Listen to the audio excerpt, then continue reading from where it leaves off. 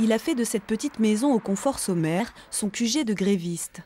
Depuis 18 jours, le magistrat ne s'y autorise que quelques verres d'eau. Il dit avoir déjà perdu plus de 13 kilos.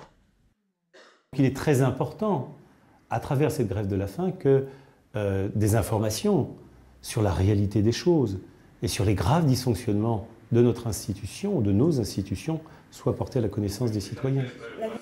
Pour comprendre les raisons de cette grève de la faim, il faut remonter à 2011, lorsque Georges Domergue accepte d'accompagner son plombier béninois, victime d'un vol, à la gendarmerie. Mais lorsqu'ils arrivent à la brigade, les militaires auraient refusé de prendre la déposition.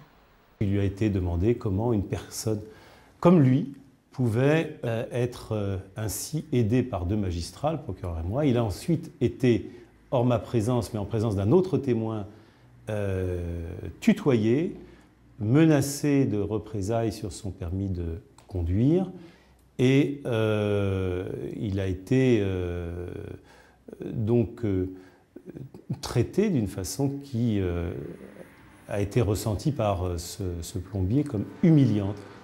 Mais les gendarmes livrent une version différente et déposent plainte pour outrage. Le magistrat se fait alors retirer la présidence de la cour d'assises d'Orléans. Plus tard, il sera également rétrogradé pour avoir manqué à son devoir de réserve.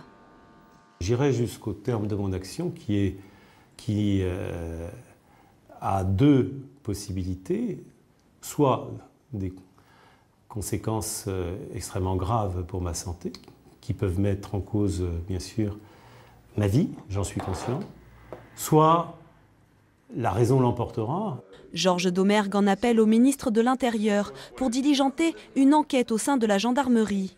Gendarmerie qui, comme le Conseil supérieur de la magistrature, n'ont pas souhaité commenter son action.